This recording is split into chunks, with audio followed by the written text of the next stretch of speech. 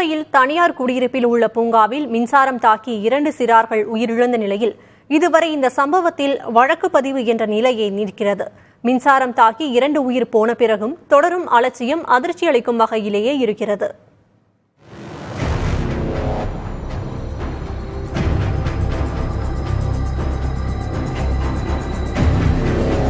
கோவை சின்னவேடம்பட்டியில் ஓய்வு பெற்ற இராணுவ வீரர்கள் வசிக்கும் கேட்டட் கம்யூனிட்டியில் பூங்காவில் மின்சாரம் தாக்கி சிறார் உயிரிழந்து 4 நாட்களாகியும் இன்னும் இந்த சம்பவத்தின் உண்மை பொறுப்பாளிகள் மீது வழக்கு பதியப்பட்டதா என்றால் இல்லை என்றே தெரிய வருகிறது.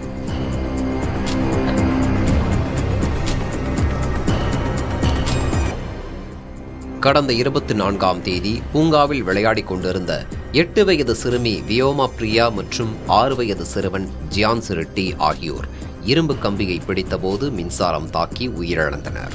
முதலில் இயற்கைக்கு மாறான சந்தேக மரணம் என்ற பெயரில் வழக்கு பதிவு செய்யப்பட்டிருந்தது. இந்த நிலையில் குழந்தைகளின் உயிரிழப்பிற்கு யாருடைய அஜாக்கிரதை காரணம் என காவல்துறையினர் தொடர்ந்து விசாரணை மேற்கொண்டு வந்தனர். குடியிருப்பு சார்பில் தனிப்பட்ட முறையில் அமைக்கப்பட்ட திருவிளக்கிற்கான புதைவட இணைப்பிலிருந்துதான் மின்கசிவு ஏற்பட்டு குழந்தைகள் விளையாடிக் கொண்டிருந்த சறுக்கு விளையாட்டின் கைப்பிடியில் மின்சாரம் பாய்ந்து உயிரிழந்தது தெரிய வந்தது. முருகன், சீனிவாசன், சிவா ஆகியோரிடம் தொடர்ந்து விசாரணை மேற்கொள்ளப்பட்டு வருகிறது. இந்த வழக்கு பிரிவு 304A அஜாக்கிரதையாக செயல்பட்டு மனித உயிருக்கு ஆபத்து விளைவித்தல் பிரிவுக்கு மாற்றம் செய்யப்பட்டது. ஒப்பந்ததாரர்கள் முருகன், சீனிவாசன், எலக்ட்ரீஷியன் சிவா ஆகியோர் மீது 304A பிரிவின் கீழ் சரவணம்பட்டி காவல் நிலையத்தில் வழக்கு பதிவு செய்யப்பட்டுள்ளது. மேலும் வழக்கு குறித்து ஆய்வு செய்யப்பட்டு வருவதாக கோவை மாநகர காவல்துறை ஆணையாளர் பாலகிருஷ்ணன் தெரிவித்துள்ளார்.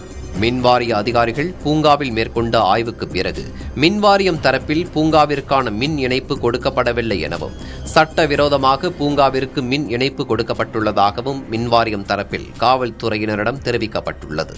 பூங்கா அமைக்கப்பட்டிருந்த இடம் கோவை மாநகராட்சிக்கு சொந்தமான இடத்தில் இல்லை எனவும் குடியிருப்பு வாசிகளுக்கு சொந்தமான இடத்தில் பூங்கா அமைத்து நிர்வகித்து வந்துள்ளதாகவும் கோவை மாநகராட்சி ஆணையாளர் சிவகுரு பிரபாகரன் தெரிவித்துள்ளார். மொத்தத்தில் மின்வாரியமும் பொறுப்பில்லை, மாநகராட்சியும் பொறுப்பில்லை. குடியிருப்பு நிர்வாகம் தரப்பிலும் இதுவரை எந்த விளக்கமும் பொறுப்பேற்பும் இல்லை எனில் 2 சிறார்களின் உயிர்களின் மதிப்புதான் என்ன? புதிய தலைமுறைக்காக கோவையிலிருந்து ஒளிப்பதிவாளர் தீபனுடன் செய்தியாளர் சுதீஷ். எத்தனையோ பூங்காக்கள் இருக்கின்றன. அங்கெல்லாம் குழந்தைகள் விளையாடிக் கொண்டுதான் இருக்கிறார்கள். கோவை சின்னவேடம்பட்டியில் மகிழ்ச்சியாய் பொழுதை கழிக்க சென்ற 2 குழந்தைகளின் உயிர் பறிபோய் இருக்கிறது. இருவர் உயிரிழந்த பிறகும் இதுவரை பெரிய அளவில் நடவடிக்கை இல்லை. ஏன் என்ற கேள்விக்கு பதிலளிக்கப் போவது யார்?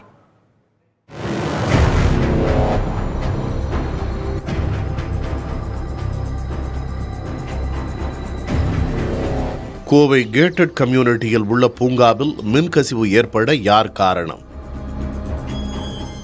அடுக்குமாடி குடியிருப்பு சங்க தலைவர் யார்? செயலாளர் யார்? அவர்களின் பெயர்கள் முதல் தகவல் அறிக்கையில் சேர்க்கப்பட்டனவா?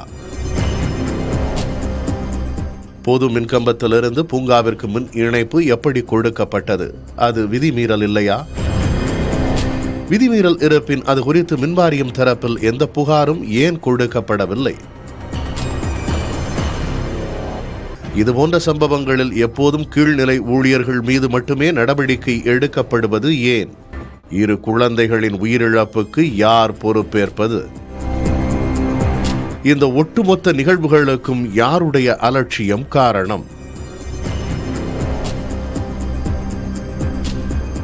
நமக்கு எழும் இந்த கேள்விகளுக்கு பதில் தேட முயன்றோம்.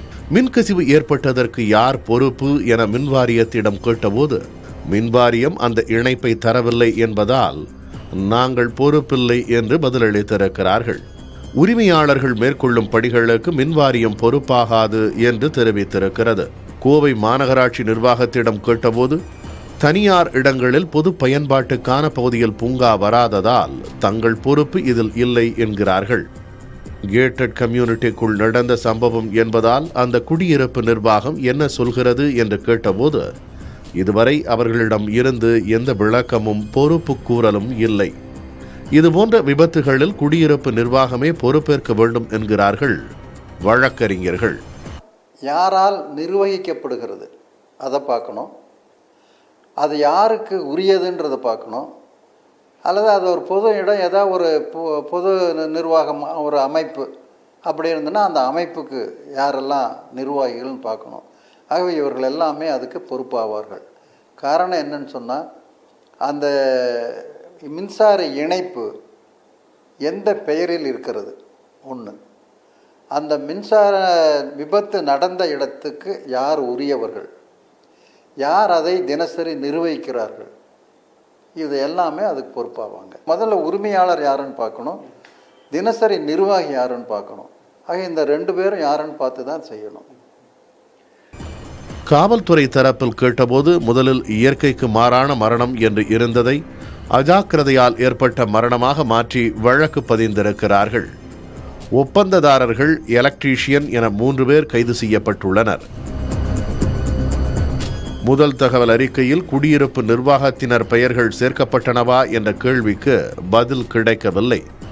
வழக்கு பதிவு செய்யப்பட்டுள்ள 3 பேரும் தாங்களாகவே இதுபோன்று தெருவிளக்கை பூங்காவில் அமைத்து புதைவிட மின் இணைப்பு தந்தார்களா, அதில் மின் கசிவை சோதித்தார்களா, இதில் குடியிருப்பு நிர்வாகத்தின் பங்கு என்ன என்ற கேள்விகளுக்கு இன்னும் விடை கிடைக்கவில்லை.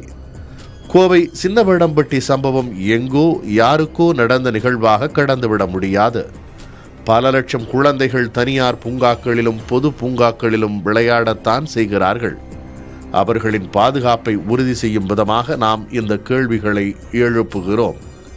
விடை கிடைக்கிறதா என்று பார்க்கலாம்.